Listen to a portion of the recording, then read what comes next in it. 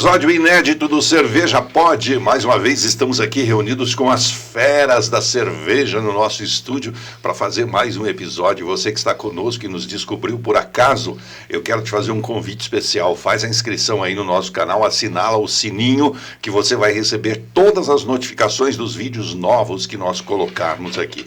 Obrigado pelo seu carinho, pela sua audiência. Você que já nos acompanha e está aqui na sequência acompanhando, você sabe que nós tivemos um episódio gravado aqui com o Breno Garrefa, que nós falamos aqui uma série de coisas. O João está aqui do meu lado mais uma vez, porque nós continuamos com convidados especiais. E o Breno, você sabe quando a coisa aperta? Normalmente quando a coisa aperta, o cara fala assim, eu quero minha mãe! Ele falou assim, eu quero meu pai! E hoje ele trouxe o Mário, mas eu vou deixar aqui o João, agradecendo o João mais uma vez pela presença e pela ajuda aqui na condução do nosso podcast, porque ninguém na face da Terra entende mais de cerveja do que o João. Agora apareceu o Mário e o Breno aqui, não sei qual. Agora vocês saem no braço para saber quem sabe mais aí.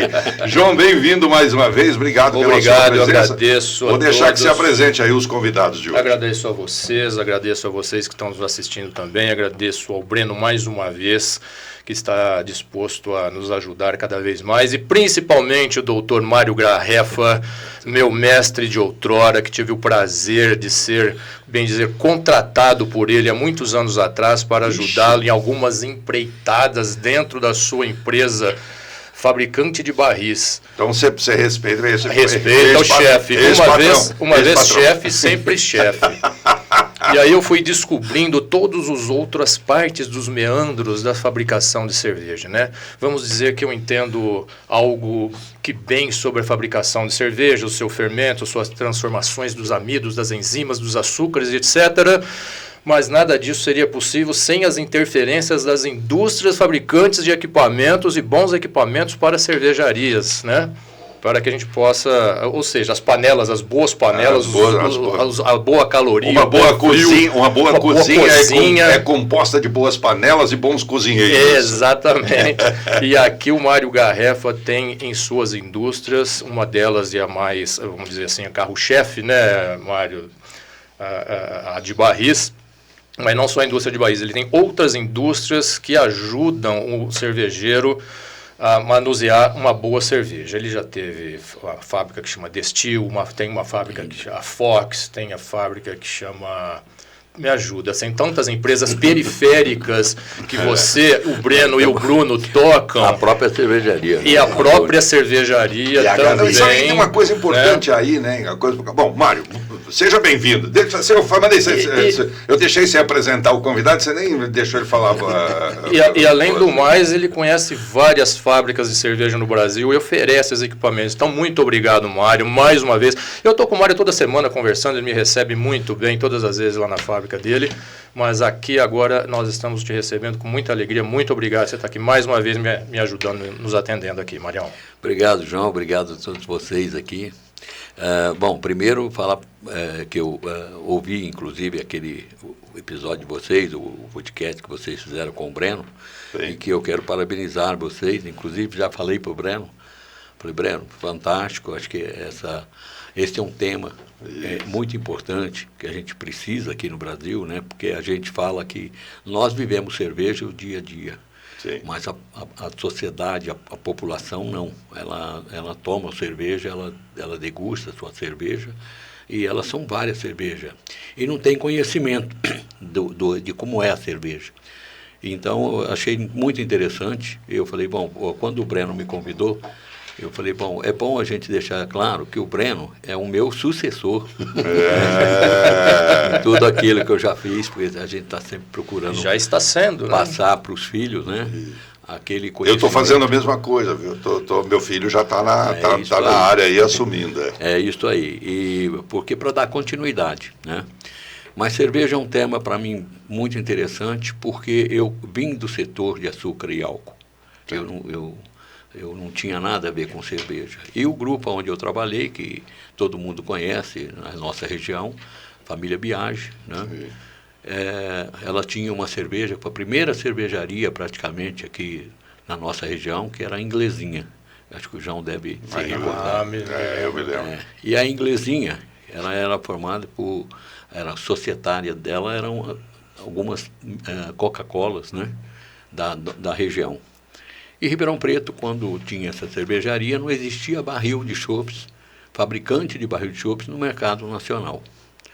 E ela começou a trabalhar para desenvolver uma fábrica para produzir barril no Brasil. E aí começou com a Mepan Inox. Como é que era? Barril era tudo importado, Mário? Era tudo importado e veio a primeira fábrica que veio para o Brasil, veio através da Rostenkarpt e Alies. Já na leva do inox, né? Isso, que era propriedade do Mário Amato. Ah, Aí eles fizeram essa parceria e começaram a vender os barris no Brasil. E esse barril, nesse período, para você ter uma ideia, o prazo de entrega era 2 anos, né? E você pagava antecipado para receber daí 2 anos. E a cervejaria da Inglesinha, ela precisava de barril, porque os barris de madeira já estavam sendo abortados, né? Então, eu queria te perguntar uma coisa. Sempre que fala de barril, eu que não sou do setor cervejeiro, me vem na cabeça o barril de madeira. Sim. E então, esse início que você está aí narrando é o início do inox. O início da introdução do barril de inox. De inox, mas antes já tinha o de madeira. Veio de madeira e depois veio o de alumínio. Ah, já teve depois outra. veio o de inox. Ah, tá bom. O que fez a mudança? O barril de madeira, ele era um sistema de embreado. Você usava um breu para poder... O de madeira. O de madeira. O João já nos contou essa poder história. Poder isolar a cerveja da madeira. O João né? contou essa história aqui para gente já. E como você tinha muito, vamos falar, o transporte, o barril era muito pesado. Hoje você pegava um barril de madeira, só o barril de madeira pesava o que é um barril cheio hoje. Não, e a madeira encharcada, né? Não encharca, não, porque fica isolado, mas a madeira era muito grossa. Né? Entendi. Porém, quando o breu partia, você batia, ele partia, você sentia um amargor maior ainda do que o do lúpulo. Porque entrava na cerveja. Da madeira, né? Mas funcionou muitos anos, várias décadas. Era o que tinha, né? E aí veio o barril de alumínio. O barril de alumínio começou a ocorrer muitos acidentes na época, barril por novo, por causa da pressão, né? Explodia. Ele desintegrava, né?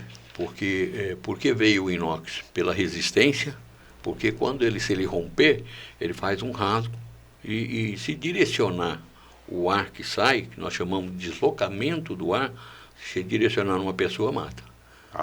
Tamanha a pressão. E o barril de alumínio, ele desintegrava, era como uma granada. Se ele rompesse, vários pedaços espalhava. Então aí começaram a mudar, já veio o inoxidável, mas isso não aconteceu aqui no Brasil, já veio de fora, né? Mesmo barril de madeira. Hoje existe barril de madeira, inclusive em outros países. Nos países europeus tem muitos barris de madeira. Ainda usam. Ainda usam. Pelo estilo de cerveja, né? Pelo clima também ali do pessoal, né? Eu fui numa cervejaria na Alemanha, perto de Nuremberg, que o sistema lá, eu tenho até as fotos, era tudo madeira. E eu olhava aquilo e falava, pô, como esse pessoal tão atrasado, né? Pela tradição, né? Mas não era tradição. Sabe que eu tive... Cultura. Eu estou preocupado. Não é nem atrasado, eu estou preocupado com uma coisa aqui na nossa conversa, porque a nossa conversa já começou a andar. E eu não falei nem oi pro Breno aqui. Você foi pedir água pro pai, né, Breno? Hoje eu estou de coadjuvante aqui. Não, senhor, pelo menos muito obrigado por ter trazido. Estamos tendo um privilégio, né, agora de tomar essa aula, né? Quando a gente falava de podcast no anterior sobre barril, depois a gente chama o Mário. Então, Mário, é a hora que o Breno começar a falar. Então, Mário, eu estive na República Tcheca, na cidade de Pilsen, e até trouxe as fotos, né, pro João. Nós mostramos, né, João? Mostramos num episódio do podcast. Aliás, o meu filho mora em Pilsen agora. E agora, no final do ano, eu vou novamente, logicamente, agora que nós temos o podcast da cerveja, eu vou novamente agora fazer algumas fotos e alguns vídeos lá, com a finalidade de mostrar para os nossos internautas que nos acompanham. Porque quando eu estive lá, eu fiz umas fotos de curiosidade, mas a gente não tinha ainda esse podcast. E eu observei também lá na República Tcheca a presença do barril de madeira. Sim. A Europa ainda mantém essa tradição, né? desse barril, porque você pega a cervejaria, nós tivemos numa cervejaria, o Breno esteve junto, o Bruno, nós fomos na cidade de Altenburg. Altenburg tem lá Isso é Alemanha. O mosteiro, Alemanha. Né, que é um mosteiro. E para se ter uma ideia, eles produzem cerveja a 50 metros de profundidade na terra. Então era uma curiosidade que eu tinha. E por quê, você sabe? Justamente por causa do inverno. Era muito, muito frio e eles estavam no local onde eles pudessem trabalhar com malte, com lúpulo, sem... Uma temperatura constante. Uma temperatura, né? É calor no inverno, não, quer dizer, uma temperatura amena no inverno e é bem friozinho no calor também. Então ele mantém entendi. aquelas cervejas... Uma estabilidade. Essa cervejaria é a Weltenburg. Weltenburg.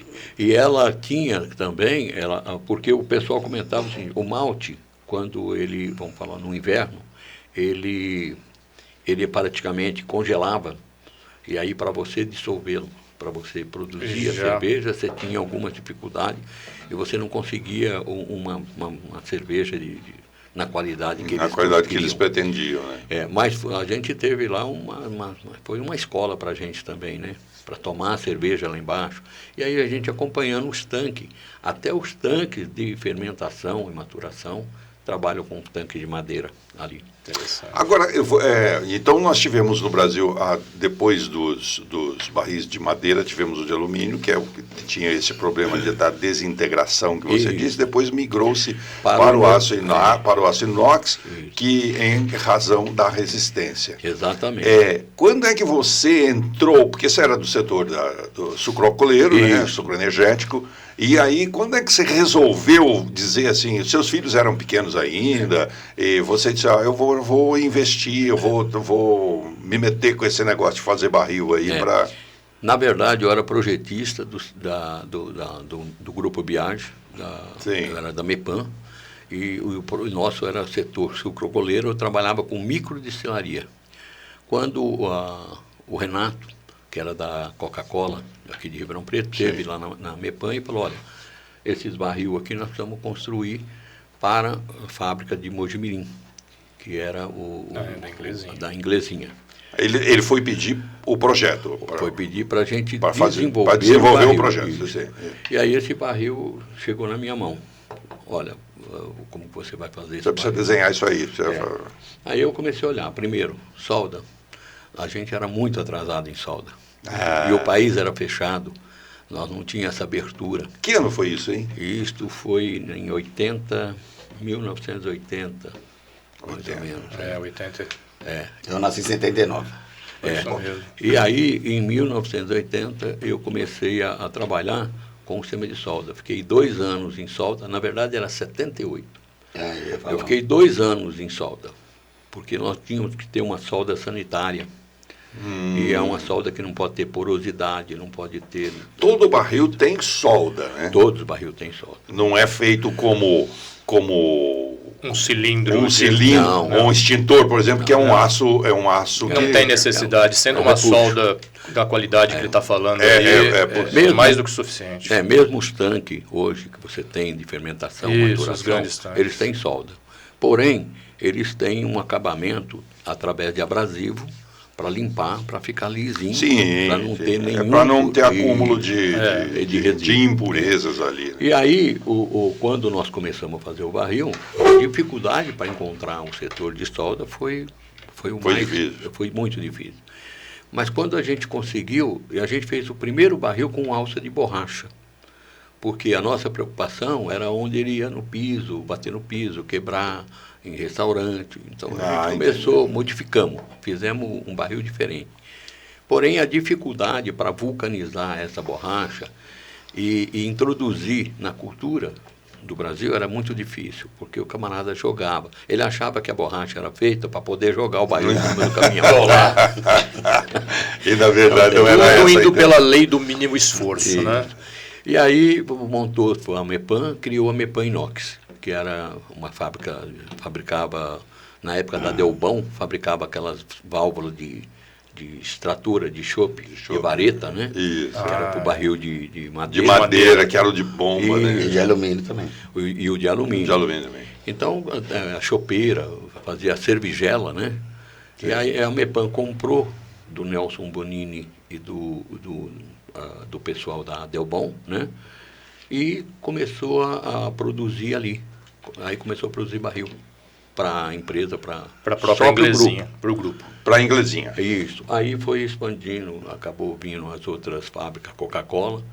E nome Kaiser hoje, da onde veio o Kaiser? A Kaiser era uma marca da própria Heineken. O Luiz Otávio, que tinha uma fábrica em Minas, e tinha a Inglesinha, e no sul tinha a Carlsberg, que era da família Von Tobel. Sim. Então, esses três são 3 cervejarias que eram o único lugar no mundo que podia vender, que a Coca-Cola podia vender bebida alcoólica, era no Brasil. Foi. Ah, sim, porque não, em outros países não. Em outros países não, a Coca-Cola não aceitava. E a Coca-Cola abriu uma exceção, porque aqui existia muito venda casada. Então você pegava as grandes, que tinha cerveja e refrigerante, e vendiam. Vendia. Quem tinha só refrigerante passava dificuldade. Foi quando a própria Coca-Cola falou, a gente pode aceitar a cerveja, mas tem que ter um padrão. Um padrão, né? Eles aceitaram para impulsionar, para facilitar o impulsionamento da venda. Eu vou aproveitar para fazer um parênteses aqui dentro dessa citação do Mário, que o próprio McDonald's, o primeiro lugar do mundo que o McDonald's começou a vender um produto que não foi a Coca-Cola, foi aqui em Ribeirão Preto, que começaram a vender o Guaraná Antártica. Justamente porque eles queriam colocar o chopp e falou, mas tem que o Guaraná também. E foi desenvolvido aqui dentro da Antártica um sabor Guaraná Antártica McDonald's. Então Ribeirão Preto está numa certa vanguarda assim, de uns mercados, né, Mário? Deixei o parênteses, obrigado pela lembrança. Então eu entendi. A Coca-Cola permitiu a venda de bebida alcoólica, de cerveja no caso, para facilitar o impulsionamento do refrigerante. Combater essa questão desse tipo de venda. E quando ela fez isso, ela falou, olha, eu preciso padronizar no Brasil o produto. Foi quando o Luiz Otávio, que era dono da Coca-Cola de Belo Horizonte, de Vinópolis, foi para a Heineken, foi para a Holanda e comprou a marca Heineken, a Kaiser. Kaiser. Já com formulação. Então as pessoas às vezes falavam assim... Essa marca era da Heineken. Essa era da Heineken. Era da Heineken. A Heineken deu toda a assistência aqui no Brasil.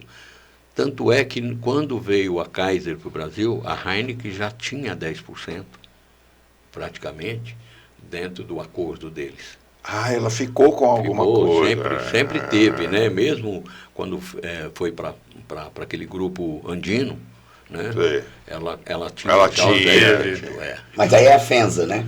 Era a FENSA. A FENSA, quando comprou a Kaiser, ela comprou praticamente 70% mais ou menos. Porque a Coca-Cola de Atlanta também tinha participação e a própria a Heineken também já tinha participação. Faziam tudo parte de um grupo. E aí ela começou. E quando a Heineken assumiu, agora, né, recente, é porque ela tinha o seguinte, quem era o distribuidor dela, a revenda era a Coca-Cola. Sim. E a Coca-Cola já tinha praticamente abandonado a linha de a fabricação de cerveja, porque cada um tinha uma posição. Sim. Então o deixaram, e aí surgiu a Kaiser veio, tinha a participação de algumas Coca-Cola. Só como curiosidade, Mário, a fábrica de cerveja Kaiser aqui em Ribeirão, ela existiu onde? Ou ela não existia não, aqui? A Kaiser, ela adquiriu a Antártica. Né? Ela adquiriu a Molson. Depois da fusão Brahma-Antártica, o CAD aqui no Brasil fez uma exigência para que a Ambev se desfizesse de 5 fábricas com uma marca de cerveja com 5% no mercado. Então foi vendida 5 unidades, entre elas a unidade de Ribeirão Preto, para se fabricar a cerveja Bavária. E o grupo Molson canadense comprou. E depois a FENSA... E depois a FENSA comprou a Molson. Onde era em Ribeirão isso? A fábrica da Antártica. Ali na fábrica da Antártica. E aí em Araraquara fizeram uma unidade, começaram a fazer lá. Lá onde é a fábrica da Coca-Cola, nunca fabricou cerveja. Não, lá sempre refrigerante. Nenhuma fábrica da Coca-Cola produziu cerveja. Nenhuma. Ela tinha uma fábrica separada. Só de fechou parênteses. Fechei. É uma coisa. É que eu fico enchendo o saco aqui, porque eu gosto de curiosidade. Cada um tem uma função, né? Bom, a minha função é encher o saco.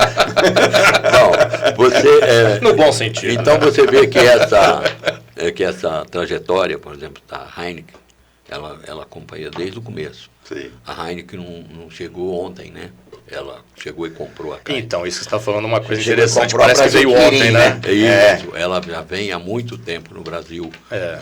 Beliscando. Tanto é que essas mudanças que houve a mudança de formulação, isso não aconteceu agora.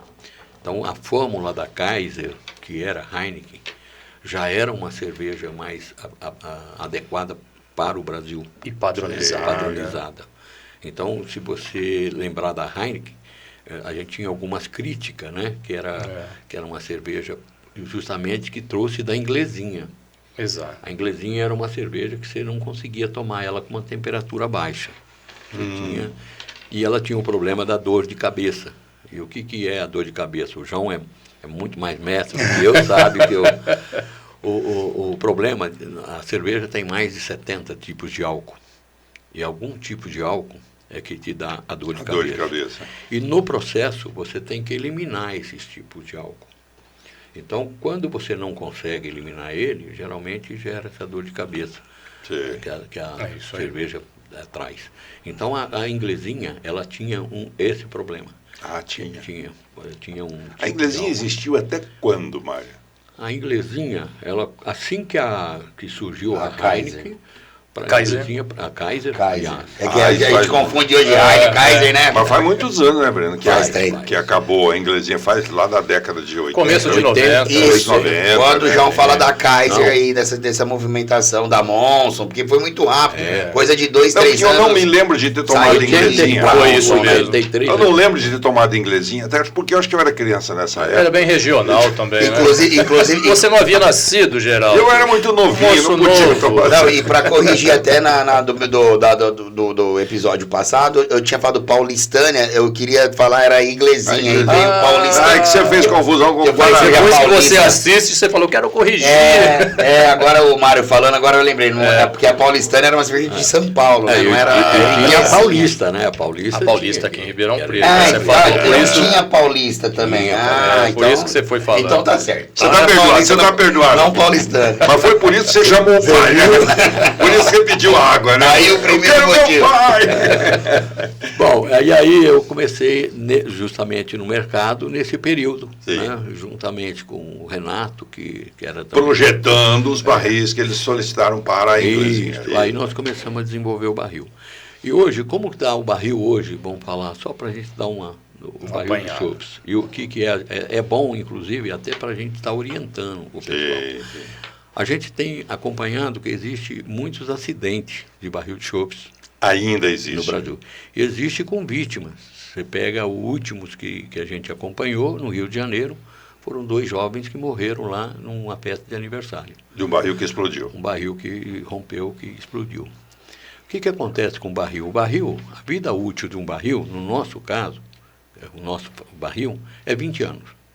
Sim. Então a gente sabe que nós estamos há 35 anos no mercado, e durante esse período nós não vemos romper nenhum barril abaixo de 20 anos, você trabalhando normalmente como mandam os padrões estabelecidos. Né?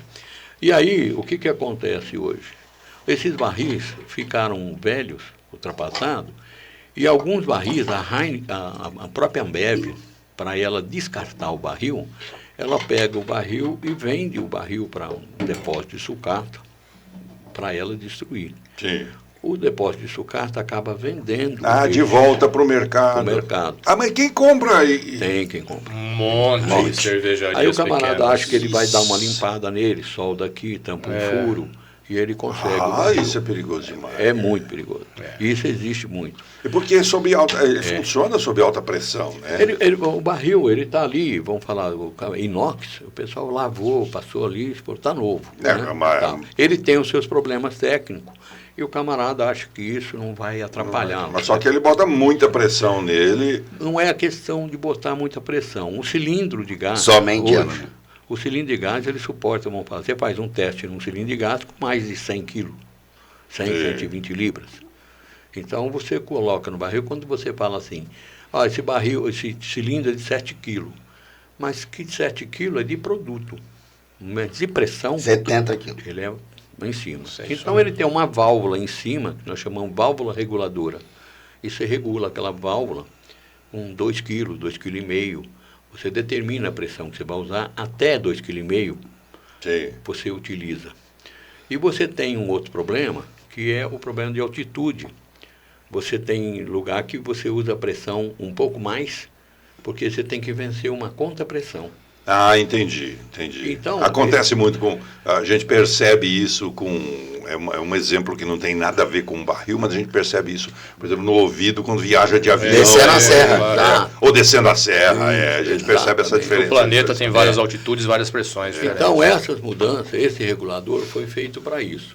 E aqui no Brasil, às vezes, a gente não observa muito as normas, né? A gente não segue norma. Então, vamos fazer isso aqui, né? Mas tem norma. Não, mas faz igual, que mede aqui, coloca... É bom dizer assim, eu vou até fazer aqui uma fala em sua defesa, porque como eu sou da área de comunicação, eu fico observando muito as possíveis falhas de comunicação que possam aparecer. Quando o Mário diz a gente não obedece muito às coisas, não é a gente, a empresa dele. Não, é a gente, o povo brasileiro. A empresa dele. A nossa cultura Como o Breno disse da outra vez, sempre tem o MacGyver, né? A empresa do Mário e do Breno segue rigorosamente as regras. Sem dúvida. Mas a cultura brasileira é assim. E a empresa pena com isso, né? Porque acontece muita coisa, eles vão pedir de socorro depois lá para você. E outra coisa que tem é o seguinte, aconteceu, vamos falar, um dos acidentes de barril que teve, eu lembro que o prefeito de Sertãozinho, se eu não me engano, era o Nério, um dia ele me ligou num sábado de manhã, falando para mim, Mário, o barril explode. Eu falei, o barril explode, é um vaso de pressão. Aí eu brincando com ele, eu falei, por quê? Explodiu algum com você? Ele falou, não, explodiu um em São Paulo e matou o rapaz lá no shopping. E aí eu falei, nossa, e o barril é meu, né? Eu falei, não sei, mas o pessoal está te procurando, porque a única fábrica de barril que tem no Brasil é tua. Eu lembro desse caso. Aí eu, na hora, eu fui, eu não vou citar o nome de quem era o barril aí, para uma questão de ética, né? Aí você foi procurar saber. Não, aí a pessoa, inclusive, me ligou, né? Falou, rompeu, aí eu fiquei apavorado, porque eu tinha vendido o barril para eles também. Então eu falei, será que é nosso tal? Aí eu fui no Breno. O Breno estava na Gavic lá. É um sábado. Num sábado. E aí eu falei, Breno, teve um problema. Estourou um barril, parece que matou um rapaz. Aquilo para mim era o... o fim, E aí o Breno entrou no YouTube, foi lá, puxou e viu a matéria. Tinha saído aí deu para ver a marca do barril. Não, o barril estava no chão. Estava no chão. Mostrou a filmagem. Aí nós demos um zoom no barril. Nossa, aí a hora que eu vi... Não era seu. Não era nosso. Era um barril importado. Um barril com 26 anos, se eu não me engano. Ainda tem isso. Então, porque às vezes fala assim, Mário, mas você conhece o barril? Eu falei, como a gente está nesse... Desde o início ali, se você me mostrar um barril de longe, eu te falo quem é o fabricante, de onde tem a data de validade. É natural que... E ele vem com essa data em cima, é obrigatório. Vem cravado no... A data de fabricação, o ano, capacidade e um nome de propriedade. E o nome de propriedade, às vezes o camarada quando compra esses barris em lugares que não tem, ele tira o nome, ele raspa. Então ele pega a lixa, raspa o barril, aonde também é um risco. Porque você começa... Porque ali você já tirou um pouco de material. E até mesmo abrindo parênteses, tem barris também que está raspado, não generalizando tudo isso, que são devido a essas compras de cervejarias, de transições de logística, de CDs, né, que era o centro de distribuição, muitos tinham barris próprios e quando eles desvincularam dos seus fabricantes, eles ficaram com esses barris próprios. Então eles comercializaram esses barris, porque o barril é ativo, então ficou para eles. Então assim, existe o barril raspado, que ele é desse desviado, que é esse que vai para sucata, que a própria companhia descarta ele corretamente. E existe existe o barril que ele é o barril que era de outra cervejaria. Que é vendido como um tanque de fermentação, como um botijão de gás. Exatamente. Entendi. Tem tudo isso. Entendi. Então, esse problema dos barris surgiram também, esse acidente, em função da falta de conhecimento do pessoal que faz o uso. E regulamentação também, né? Por exemplo, você compra um barril, você não sabe, você não tem nenhum conhecimento técnico de pressão, de uso, como você faz para nenhum histórico a também da extração informação do barril, do chopp. E aí a orientação vem do distribuidor, Sim. não vem nem da cervejaria. Então, pela falta de informação, né, técnica, para o pessoal que coloca um barril, ele não imagina o risco que às vezes ele corre ali. Porque ele pegou um barril, às vezes, com data de validade vencida, né? Tem. Um barril, era aquilo que acontecia com botijão de gás. Quantos barris de botijão de gás romperam? Romperam, né? E teve aí vários acidentes. Até que mudaram, criaram uma norma. Você vê que reduziu muito os acidentes de botijão de gás. Sim, Mas hoje tem que estar coberto, pintura, né? Quer dizer, começaram a dar uma atenção maior. Porque é um vaso de pressão, todos eles são, o barril de chopp não é diferente, e tem risco. Aonde vai pressão, aonde vai temperatura, todos nós temos que tomar cuidado. Né? Nós temos extintores de incêndio nos nossos carros, nós convivemos com esses vasos de pressão, a gente precisa ter o conhecimento técnico também disso. E lembrando que o barril, a gente trata ele como um vaso de pressão, mas ele não é um vaso de pressão, né? Ele não está na NR13, mas a gente considera ele como vaso de pressão. É porque na hora da pressurização, ele acaba colocando em risco as pessoas que estão manuseando ele. Mário e Breno, é o seguinte, nós temos aqui uma norma que nós criamos assim. Aqui também tem normação? Tem norma. Aqui também tem norma? A gente aqui é o lugar que mais tem norma. Puxa vida! Não, mas a questão é a seguinte... A Norma é a dona Norma que vem fazer a limpeza, não é? Eu sei que nós poderíamos ficar conversando aqui e ficaremos conversando aqui durante horas e horas, e aqui o nosso assunto, e se botar uma cerveja aqui, então, aí acabou, né? Aí não tem para ninguém. Mas eu quero pedir licença a vocês para a gente encerrar este episódio, encerrar o vídeo. Claro que não sem antes a gente seguir falando daqueles outros itens que a gente falou, mas eu estou só dando esse recado para a gente compactar a nossa conversa, para não ficarmos com um episódio de 1 hora, porque senão fica pesado para assistir. Sim. Mas eu quero que o João siga abordando e a gente vai voltar a falar dessa história do barril e de conhecer também como é que surgiu a Gavic, como é que surgiu tudo. O Breno já contou boa parte aqui, mas como ele pediu ajuda para o pai. Eu quero deixar para você, João, seguir aí então com a nossa... Nós não vamos encerrar nesse momento, então? Não, seria melhor a gente falar das outras atividades da Gavic. Depois faz a abertura. E depois a gente segue no episódio seguinte com os detalhes. É que nós temos tantos assuntos aqui, eu falei, o Mário, você senta com ele e nós conversamos durante horas e horas com muitos cafés, né, Mário? Não precisa nem de cerveja. E para contar essa história toda, o Mário precisaria de mais de 5 horas para contar realmente. E o Breno e o Bruno. Ainda bem que o Bruno não está aqui também, porque senão essa coisa vai, né? Ele estava contando dos primórdios. A gente podia sair do estúdio e fazer um episódio num boteco. Podemos, fica aqui a Lunde. Aqui. Vamos lá na Lunde. Eu acho que a gente podia... E lá agora com a nova biqueira que a Lunde pôs lá, que tem 40... Quantos 26, 24 bicos. 24 bicos. Vamos começar um novo episódio, então, falando deste último término seu da participação de iniciar os barris e como que você se envolveu mais na parte de fabricação e outros meandros lá na frente da levedura. Da cadeia produtora de cervejas e além da cadeia produtora de cervejas. Deixa eu fazer uma consulta aqui para o Fábio, que é o nosso produtor, e ele está aqui, ele fica no fone aqui falando para a gente, e ele não aprendeu até hoje, enquanto a gente fala, ele fala junto, a gente não sabe o que ele falou. Ô, Fábio, nós vamos encerrar esse episódio e começar um novo, ou a gente segue com esse aqui?